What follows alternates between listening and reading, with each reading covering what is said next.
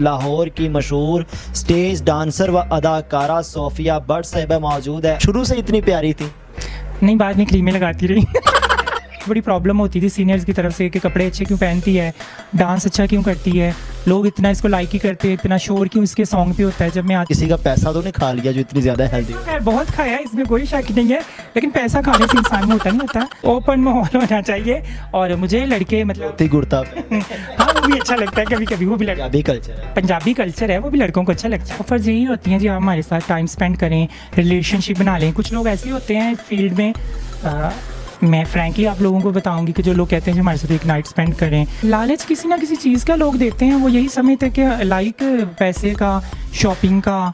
कुछ लोग high level पे चले जाएं, तमाशबीनी तबके पे, तो वो लोग कहते हैं जी आपको गाड़ी ले दूंगा, मैं एक लग्जरी फ्लैट ले दूंगा।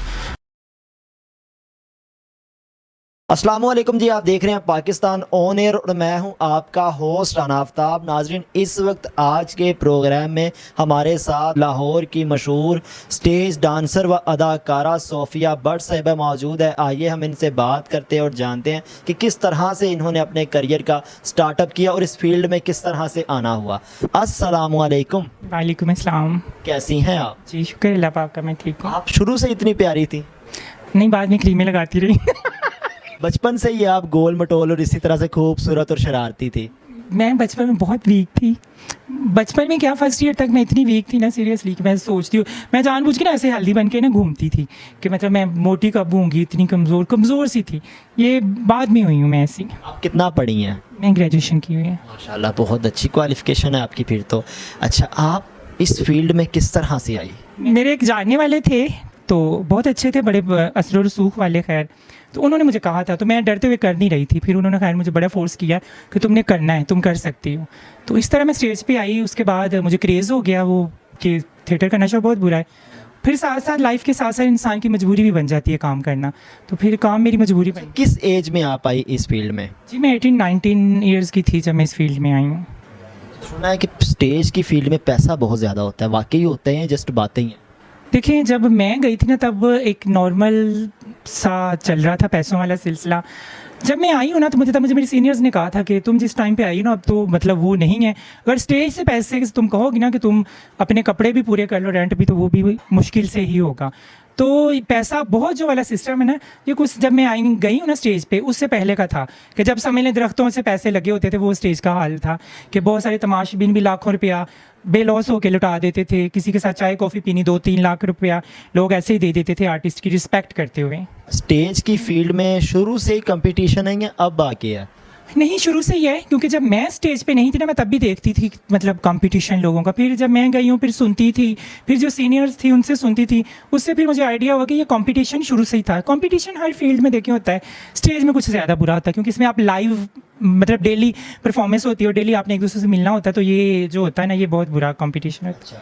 जब आप इस फील्ड में आई तो आपको बहुत कुछ बर्दाश्त करना पड़ा होगा। जो सीनियर एक्टर्स होंगे उनकी बातें भी बर्दाश्त करनी पड़ी होंगी। बहुत कुछ ऐसे भी होते हैं मुखालिफिन जो आपकी राह में रुकावटें खड़ी करते हैं।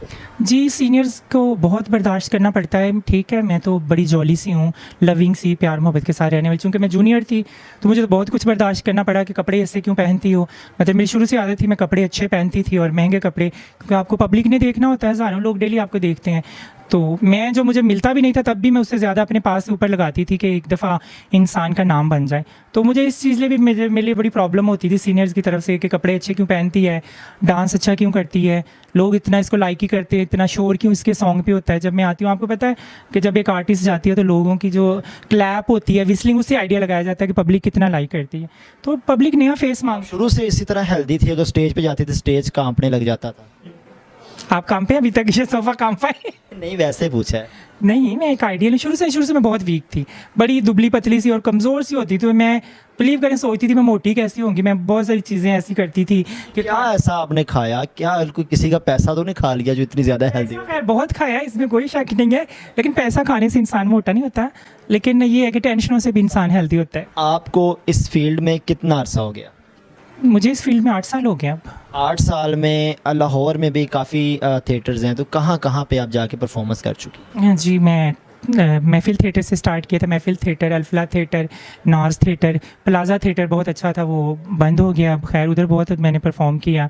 उसके बाद शालीमार थिएटर, तमासील थिएटर, आउटडोर तो फिर बेइंतहा काम किया। या बचपन कैसा था आपका?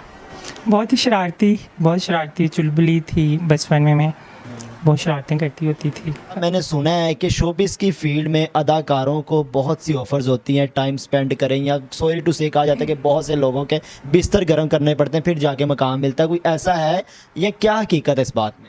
देखिए ऐसा हर फील्ड में है। शोबिस स्टेज की होगी, टीवी की हो गई, मॉडलिंग की होगी, ये ऑफर तो सारी आर्टिस्टों को होती है, ऐसा है और हकीकत भी है। आपको कभी कोई ऑफर हुई है किसी किस्म की?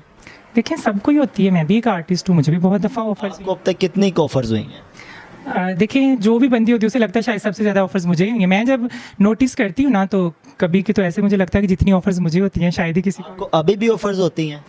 हाँ जी, अभी भी होती है, क्योंकि मेरे आप आज से 8 साल पहले इस फील्ड में तब ज़्यादा होती थी?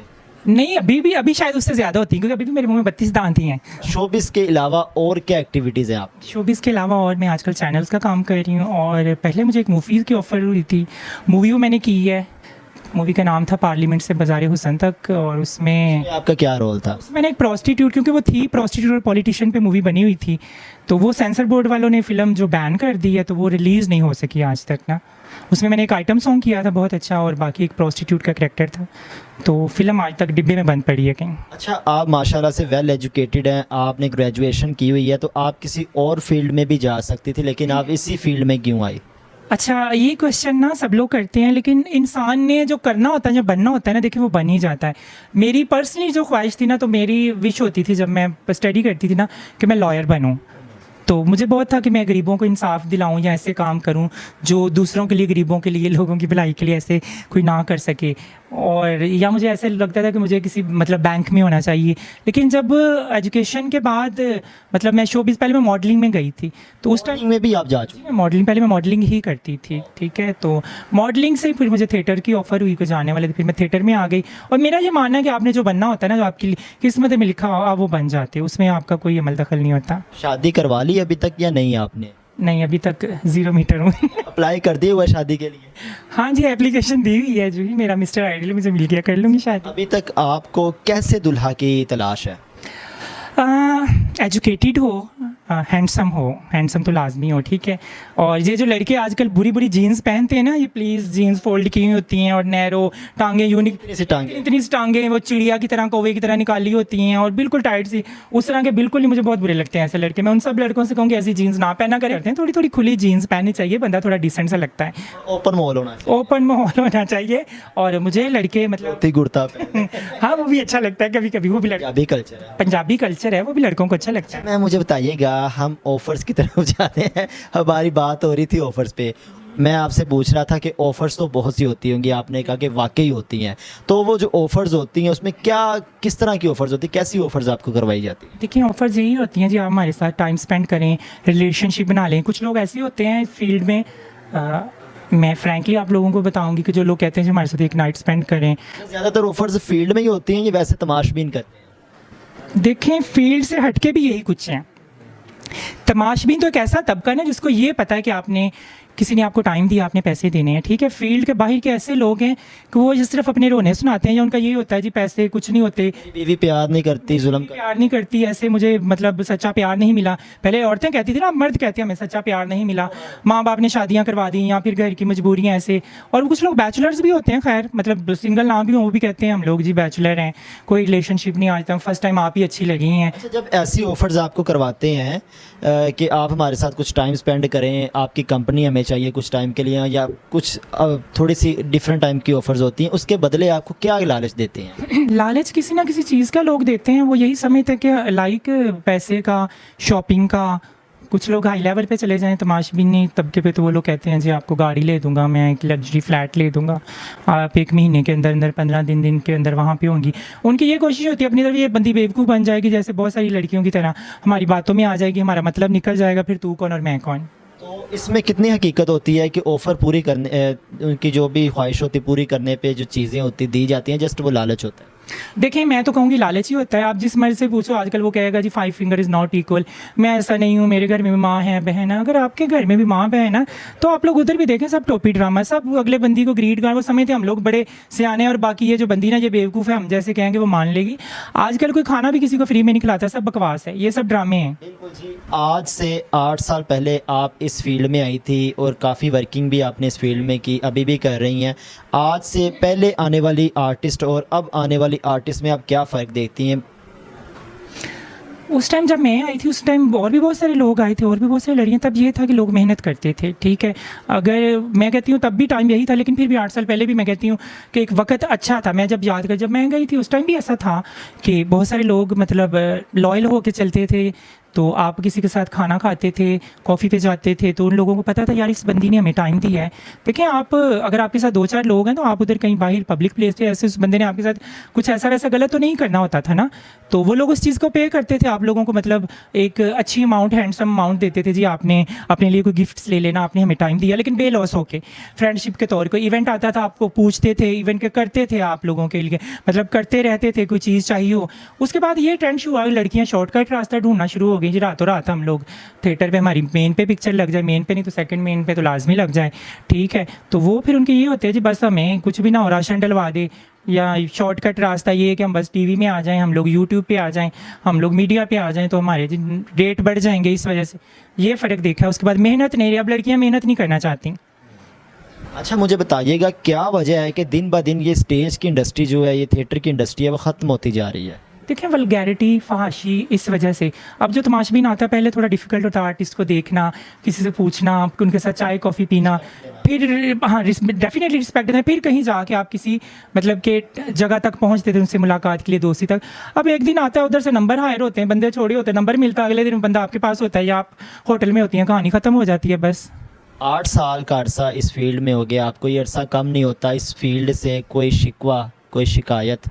मुनाफ़कत बहुत ज़्यादा है। अगर आपको कोई भी लड़की, आपकी कलीग, आप किसी से गले मिल रही हैं, वो दूसरी तरफ देख के आपको मुँह चिढ़ा रही होगी, जो ही आप वहाँ से आउट होगी तो वो आपको अब्यूज़ कर, गालियाँ दे रही होगी, ये तो है ही ऐसे, ये तो है, मतलब कॉमन सेंस की बात है। ये ऐसे है, ऐसी आप क्या हो? मतलब आप उससे भी सीनियर हो, आप यहाँ पे क्या कर रही हो? वो ऐसी है, आप क्या कर रही हो? या मैं ऐसी हो तो आप कौन हो? आप कोई मिनिस्टर हो, आप कोई पॉलिटिशियंस हो, एमएनए हो, कोई क्या हो, आप सीएम हो? आप भी तो वही, आप तो पहले से नाच रही हो। आप लोगों के तो भाई भी साथ आते हैं, आप लोगों के तो हस्बैंड भी साथ आते हैं, बैग उठाए होते हैं। हमारी अगर मेरी बात करो तो मैं तो मतलब अपनी मजबूरी के लिए करती हूँ, मेरे साथ कोई नहीं होता, ना ही कोई मेरा साथ देता है फैमिली मेम्बर इस तरह से। वो तो आपको पता है अपनी अपनी मजबूरियाँ होती हैं। मतलब किसी को बात करने से पहले हम लोग खुद सोचना चाहिए कि हम लोग खुद क्या करेंगे। हमारे साथ लाहौर की मशहूर स्टेज एक्ट्रेस, स्टेज डांसर व अदाकारा सोफिया भट्ट साहिबा हमारे साथ मौजूद थी। इनसे हमने बात की, चिट चैट की। उम्मीद करते हैं ये प्रोग्राम आपको बेहद पसंद आया होगा। इसी के साथ प्रोग्राम होस्ट राना आफ्ताब को पाकिस्तान ऑन एयर से दें इजाज़त।